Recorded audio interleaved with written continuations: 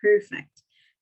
Hello, everyone. This is Alia Jamal, the love coach, and we are meeting for another love circle. And today we are talking about this exciting topic of self criticism.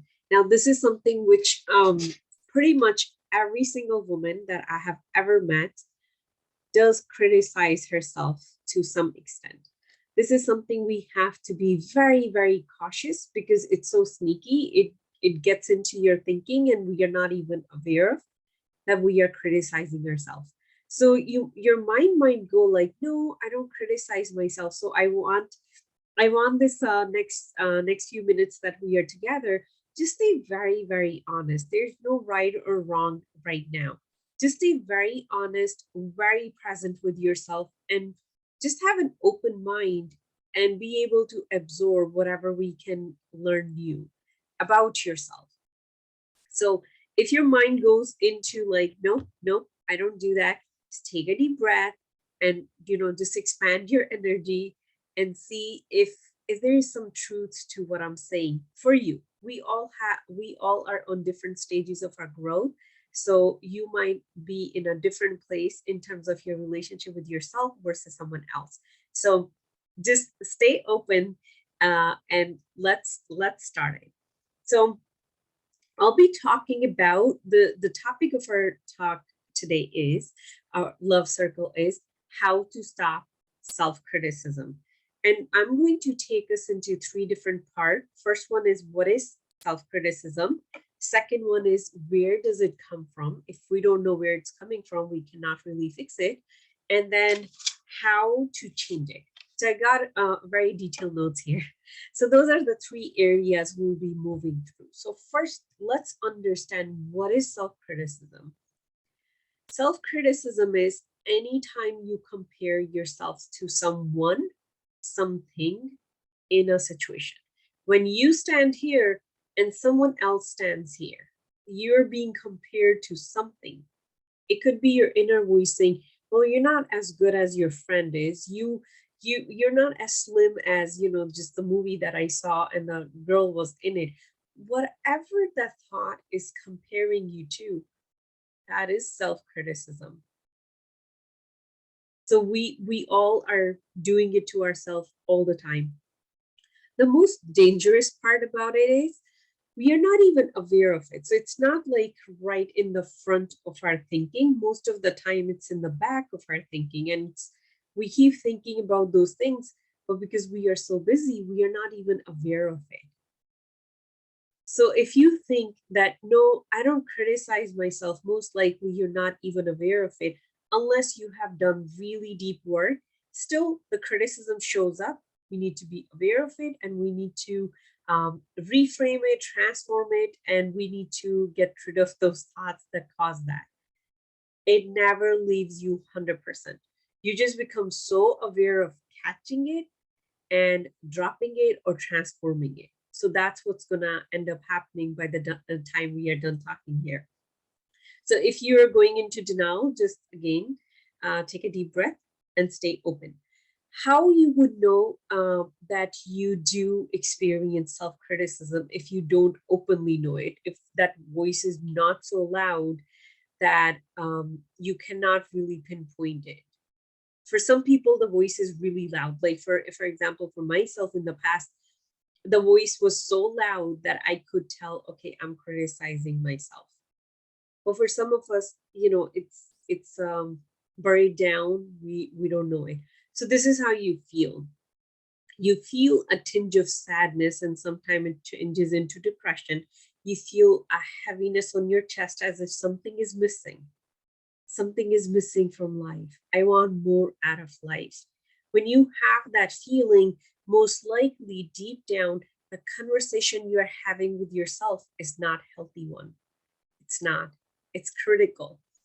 It's criticizing you for all that you are. And then so many people, they say like, okay, if I don't criticize myself, how I'm going to get better? We can become better without criticizing ourselves. So when you want to become better, for example, if you want to, let's say, learn to ride a bike, you buy a bike, If you're learning like me in your adult life, you buy a bike and then you ask someone to give you a couple of lessons. So that is improvement, becoming better. And then you'll go and you'll practice and practice and practice, and then you're just going to keep getting better. That's how improvement feels like. You make a plan, you take actions, and you become it. What criticism is, you buy a bike and you're telling yourself, I don't know if I can learn it. I know everyone else can learn it. I'm too old to learn it. And when you start taking your lessons, the first time that you almost fall down, you criticize yourself and you say, I knew it. It's impossible for me to learn. So that is the path of self criticism. And the other one is the path of self improvement. They feel very different. One feels very light, and the other one feels very heavy. We all are evolving at all time. We need to change because everything is changing in our life. Life moves towards more. Life is constantly changing. We are constantly changing. So improving is part of who we are. But criticism doesn't have to be part of that. We can improve without ever criticizing ourselves. If you ever make a mistake, owning that mistake and just dropping the criticism, because it doesn't help anyone at all. So another thing I wanted to highlight, so many times when us women we get together, we have this I am so bad party. So it would go like this: oh, I'm really bad at technology. And the other one would say, oh, I'm worse than you. I can never get anything right. Even though it feels like, oh, two women are just connecting and they're just bashing themselves. Your subconscious mind does not know if you're joking or if you're just being funny or you're just connecting with your friend. It's taking in information. I am not enough. I am not good. For our subconscious mind, it doesn't know what is an imagination and what is actual reality, or what is coming out of your mouth. Do you really mean it, or you're just joking around? It doesn't know that. So when we are connecting with our friends, or with your friends, when you're connecting, watch watch what you focus on. Watch what you're talking about, because when we are in that communication, when we're just like bashing ourselves, and we're saying, oh, we're so honest with ourselves, and we can talk about our faults, and that doesn't bother us. Why do we need to talk about our faults? Like, why? Is that conversation constructive or destructive? It's very destructive. If we really want to improve, it would be like, okay, I know I'm not good at X. Let me get help of an expert so I can become good at X. That would be helping. That would be improving. That would be constructive. But sitting there just bashing ourselves, it's very destructive. But we do it to us ourselves all the time. And the reason we do it because we feel very connected. When we are talking about misery, bad, or when we talk about how bad I am and how bad you are, oh, we are two happy, bad people, we feel that this is the connection moment. It's a very intimate moment. Even though it's false, even though it's not true, but that is the feeling we get. That's why it's so addictive. That's why when a bunch of, like, married women they get together, they talk bad about their in-laws or about their husband, or they complain about their kids, because it feels like we are connecting. It feels very intimate. That's why we get down to it. It's so hard to get rid of that, because the criticism and talking about how everything is wrong, it makes us feel like we are facing our truth, we are facing our honesty, we are growing, but in reality we are just tearing ourselves down. We are not building ourselves up. So these are some of the ways uh, we do criticize ourselves, and they are very sneaky. So I want you to think about right now, what is something that, or what is an area where you criticize yourself? Is it the kind of wife you are? Is it how you keep your house? Or is it the way you perform in your career or your business, or the way you parent? Where is that criticism? Where is it showing up? Just pay attention to it and be very honest with yourself. If we don't become honest with ourselves, like real honesty that is going to be transformative for us, we're not going to change. We're just going to keep pretending we don't need to grow in this area because we have grown so much. No matter how much you have grown, no matter how much work you have done on yourself, there is still room to grow in terms of self-criticism. I can guarantee you, you can still find places where you're criticizing yourself and you don't have a very healthy relationship with yourself. So, just gonna check if I said all the points. Okay. So the next we're going to go into, where did we pick this behavior? Where does self-criticism comes from? So it, of course, you all know what I'm gonna say. It comes from our childhood. But how? What are the things so we can prevent those things for our kids, especially those of us who are parents? So in our childhood, especially the age 0 to 7, every time someone compares you to someone else. Now, I have so many clients who tell this to me. When I was a little kid, my family always compared me to my cousins. I was just never good enough for them. They always told me how my cousin is so much better than me. That's when we are putting the seeds for self-criticism. Hey, you're not good enough. And that is like, the worst thing we can do. So as a parent, if you're a parent, just pay very close attention to, even when you say, hey, all your friends are potty trained, why you're not? Or, hey, your cousin is potty trained, why you're not? Or your cousin is getting better grades, or your friend got better grades than you. Everyone else learned to ride bicycle and you still didn't. We say that out of frustration, and also because of that is the behavior we have learned. That is the behavior pattern that we inherited. And we think that that is good parenting.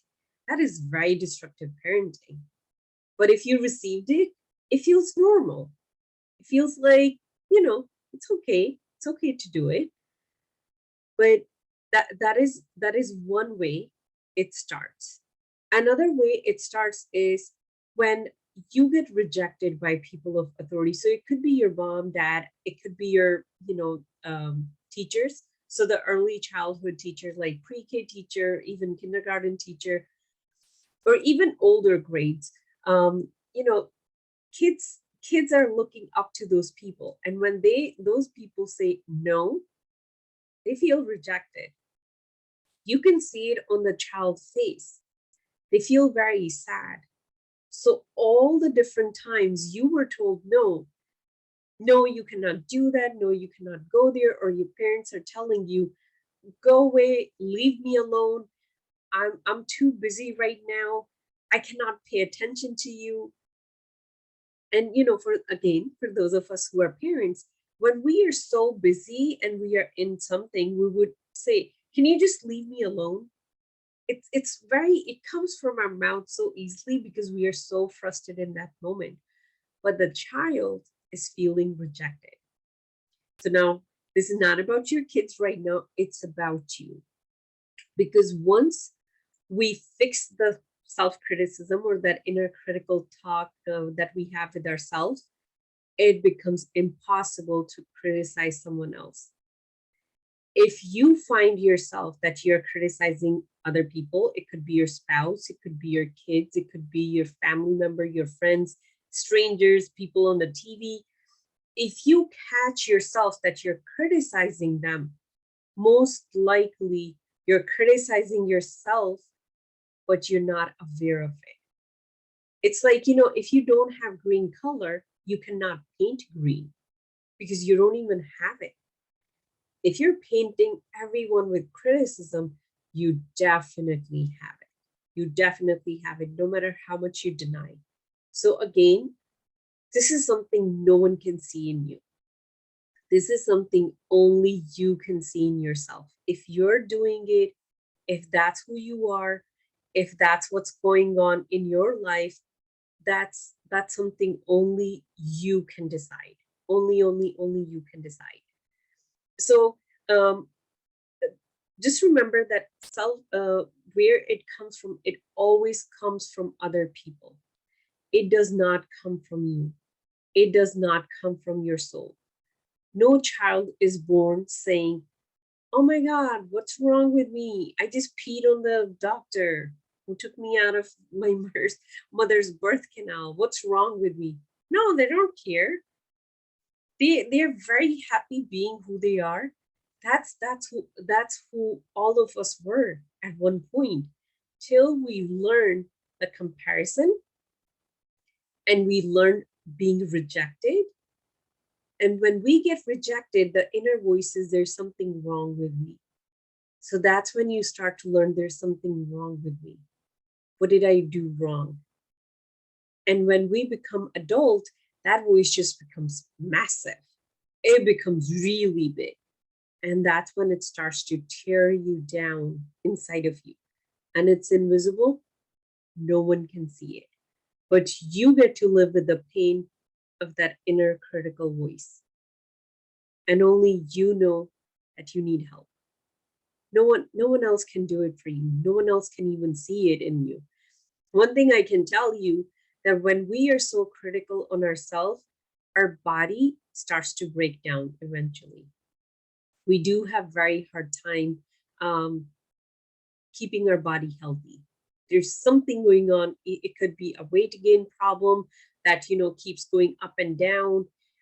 It could be like the GI tract issues that you might be having, and they keep happening over and over and over.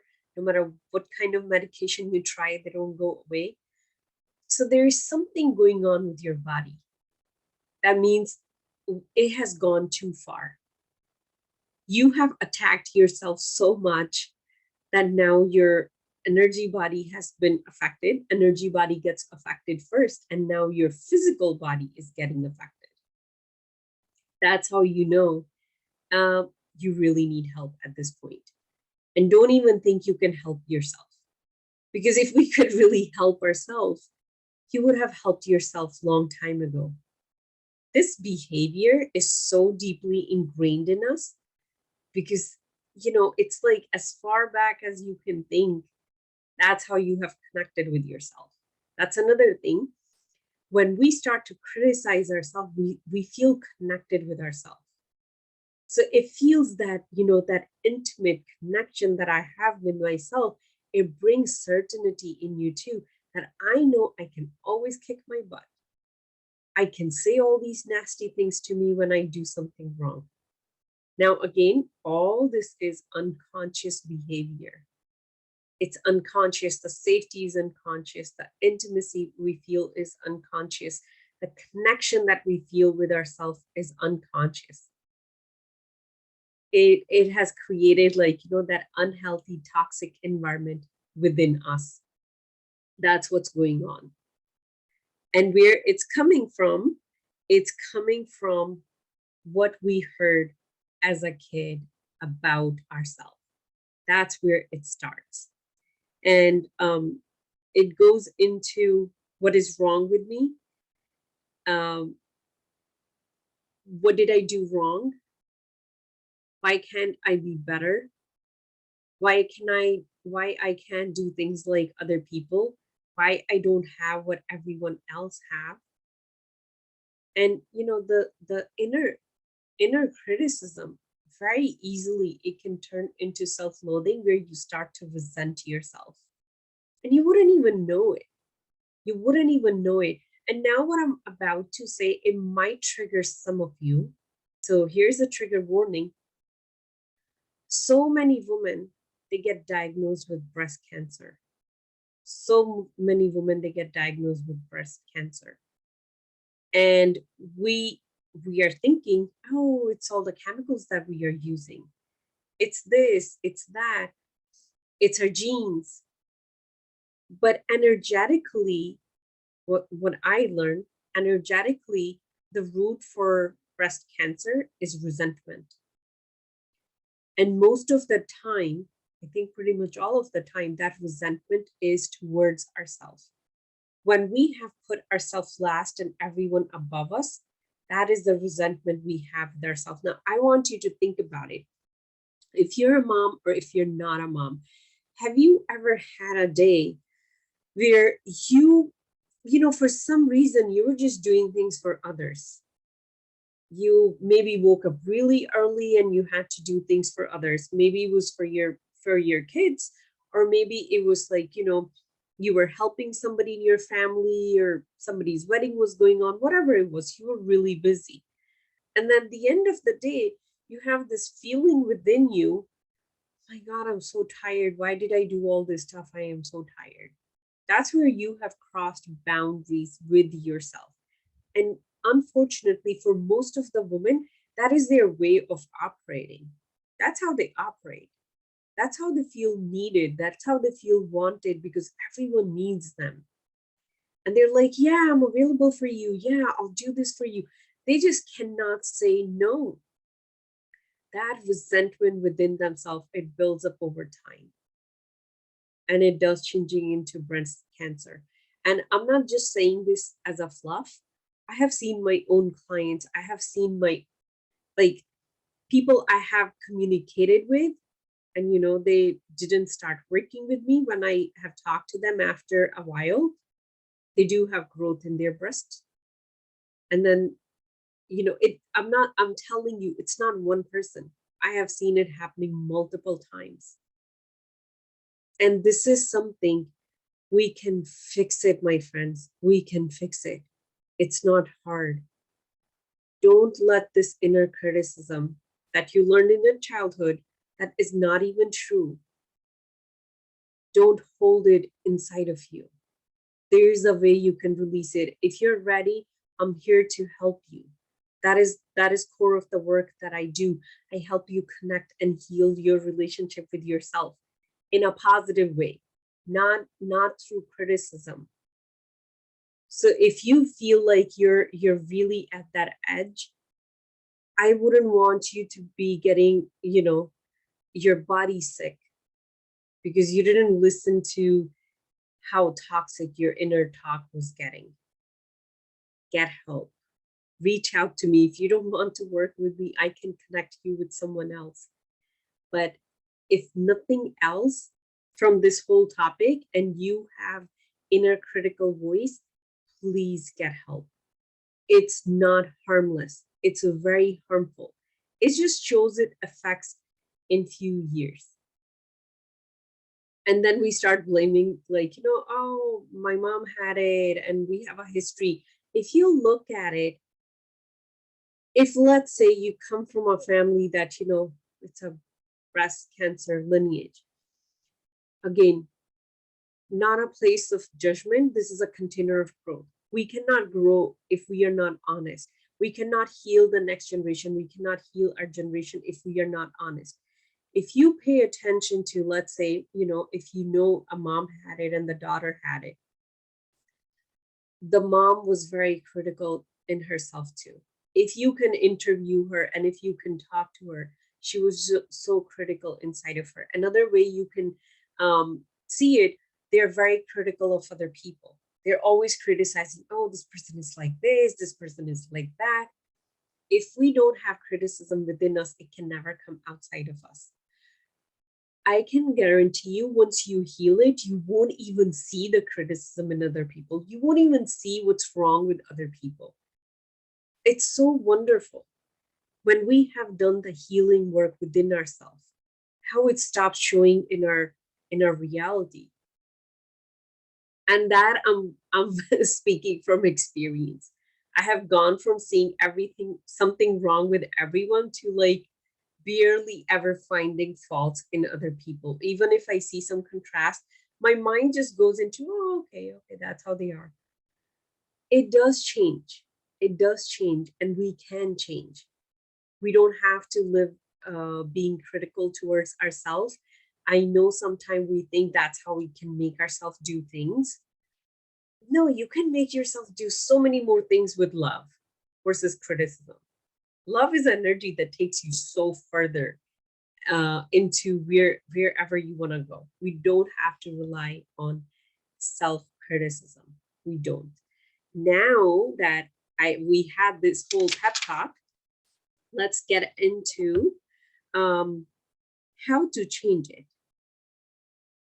One thing I wanted to say about the people of authority before we move into the next section. So, why is it that when your mom and dad or people of authority in your childhood they criticized you, it affected you? Because we are looking for their validation. And unfortunately, sometimes if we have not done the self development work, even as an adult, we are looking for their validation. And so many of us, we meet so many disappointment because your path might be completely different what your parents wanted for you.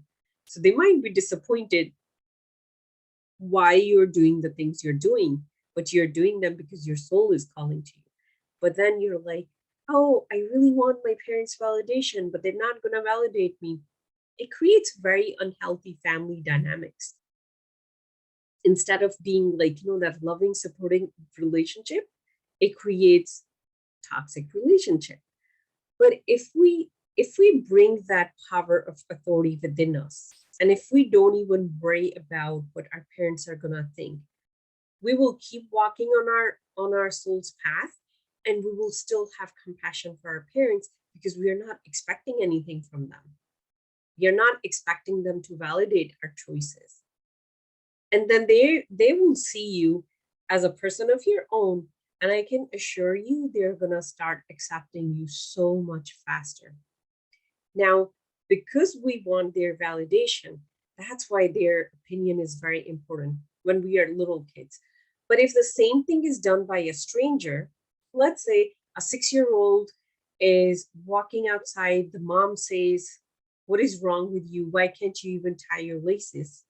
Kid is going to start crying because it's hurtful. But let's say if a stranger passes by and the stranger say, what's wrong with you? You can't even tie your laces. The kid is just going to look at that. It's not going to hit them as hard as our parents' words will.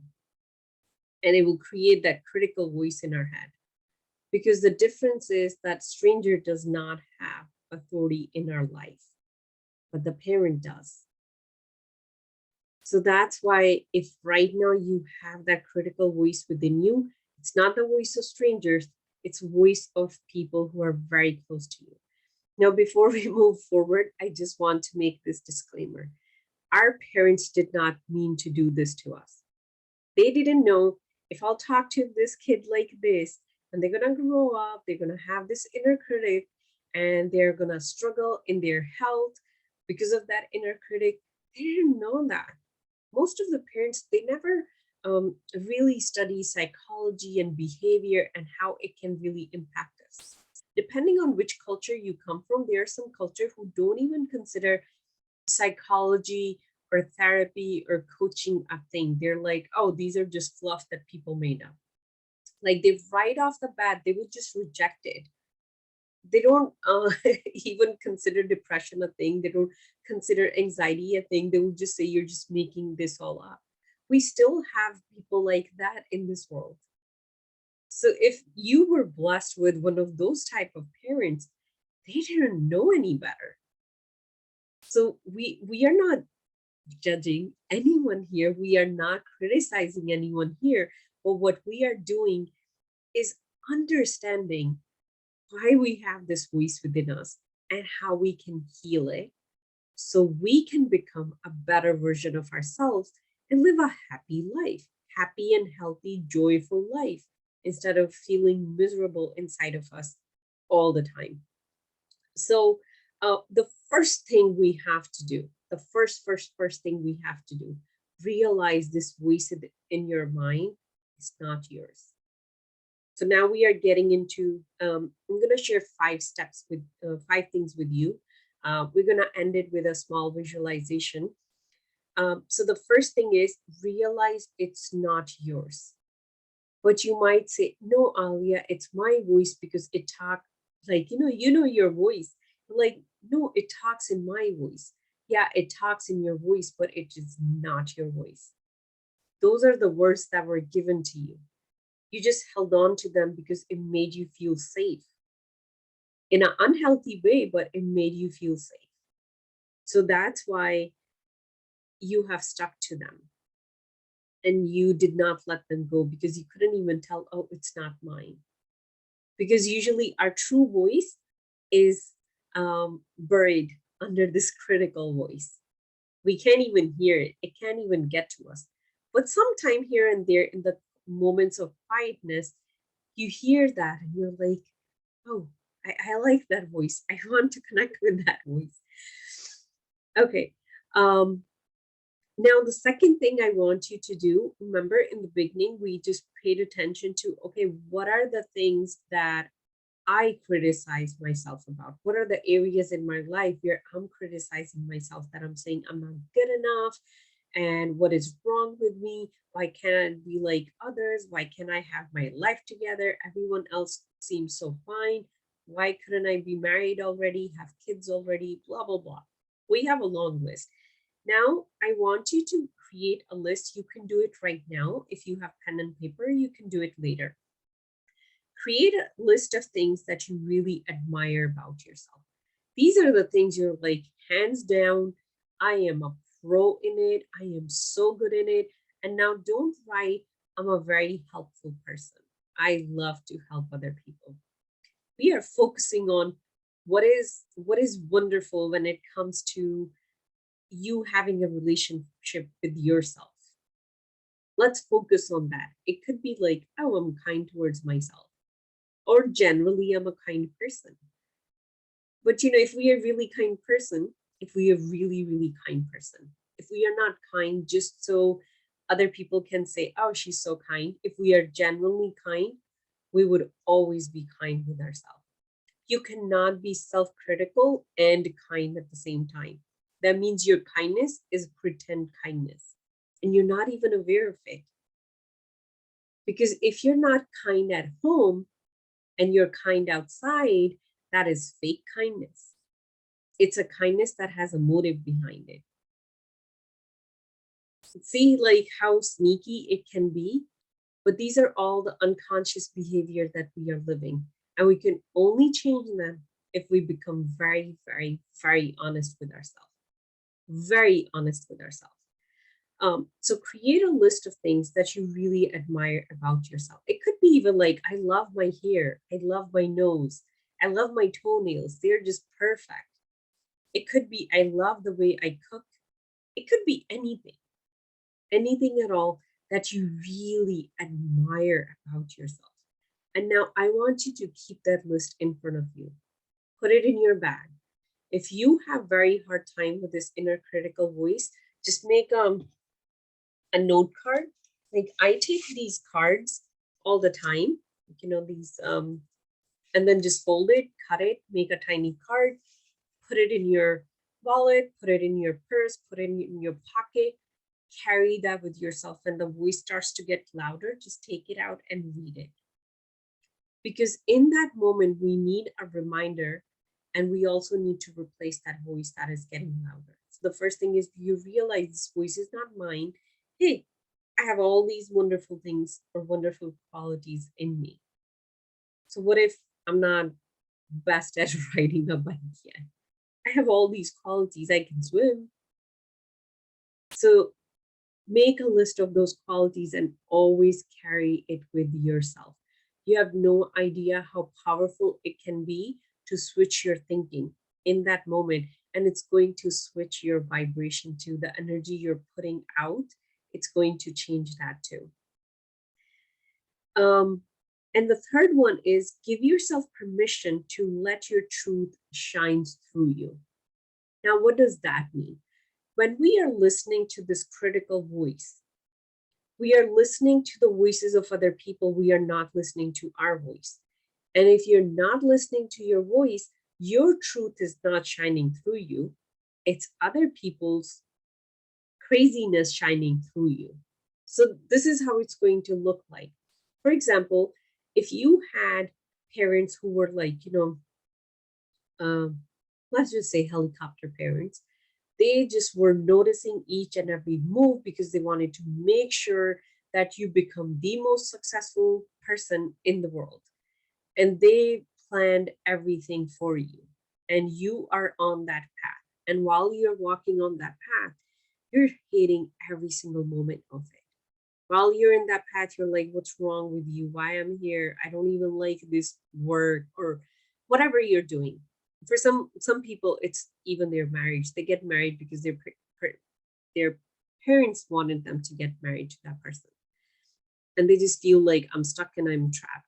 For some people, people it could be like, you were just sent to a different school, you were sent to a different city, you were sent to a different country, and you didn't want to be there, but you're still trying to drag yourself there. You are not living your truth. Your truth is not shining through you. Your truth is going to shine when you own the voice within you, when you let your voice come out and drop this voice of criticism that belongs to other people.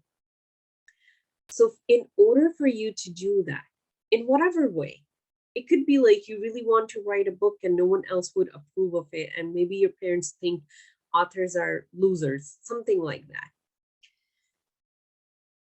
You have to give yourself permission. If you never give yourself permission because you're so afraid that you'll be judged by your family or by other people and whatnot, that truth is never going to come out. It's just going to stay hidden inside of you. And that is not a good feeling. It's not a good feeling for you either. Not a good feeling at all. And that creates more of like, what's wrong with me? Why can't I do this? So it starts with a permission. Give yourself that permission that the truth can shine through you. The next one is asking yourself when this voice is coming, is it true or is it a lie? When it says what's wrong with you, is that really true? Is there something really wrong with you? And then the voice starts to list, yeah, see, like you're not where your friends are. Okay, my friends have their own path, I have my own path. Maybe I'm the turtle and they're the bunny. They got to the destination before me and I'm still trying to get there. Really start asking this question, is it true or is it a lie? And again, it's gonna go to like, um, people are gonna say, like, in your mind, it would be like, well, how I'm gonna get better? Like what we just talked about 15 minutes ago. How I'm gonna get better if I never criticize myself? And these are actual questions that my client have asked me, especially those who have a very big critical voice. They're like, if I never criticize myself, how would I get better? We never get better by criticizing ourselves. We never get better. We get better because we want to, and it comes from a place of compassion. We don't get better by criticism. We get better by compassion. So stay in the department of compassion with yourself instead of going towards criticism. It is a choice. And bring the truth and the lie question with yourself to every single thought that comes to derail you.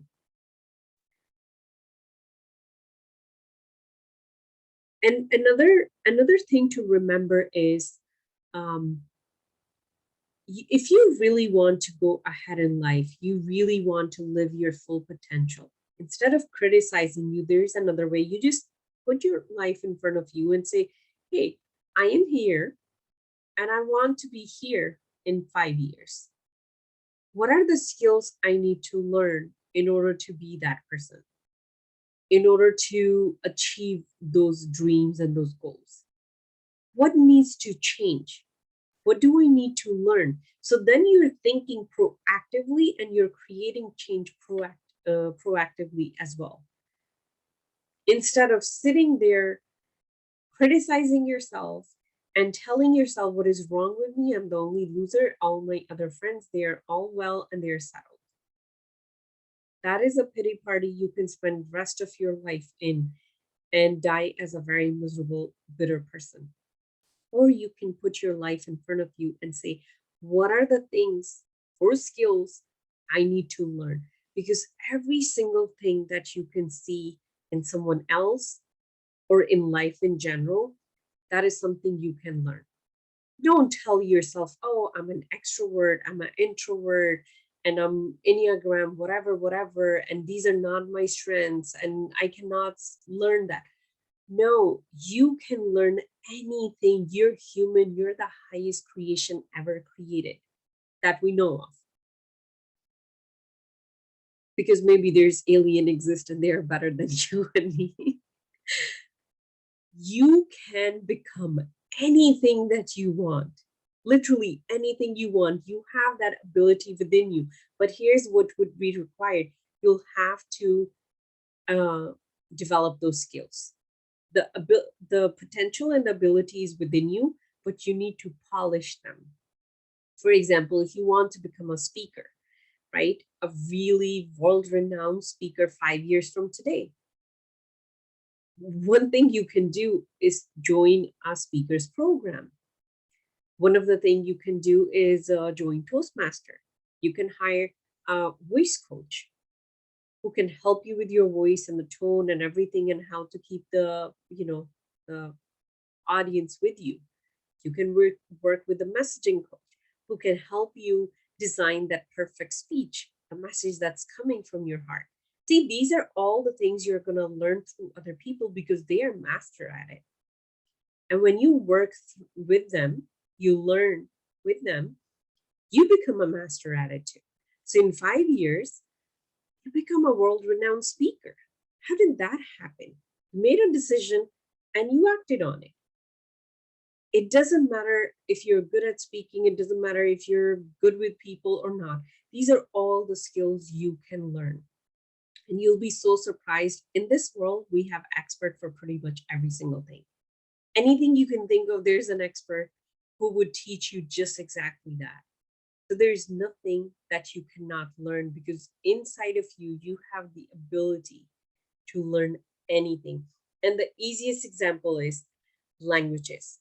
I have no idea how many languages we have in this world, but I can tell you each and every one of us, if we decide, we can learn any language in the world.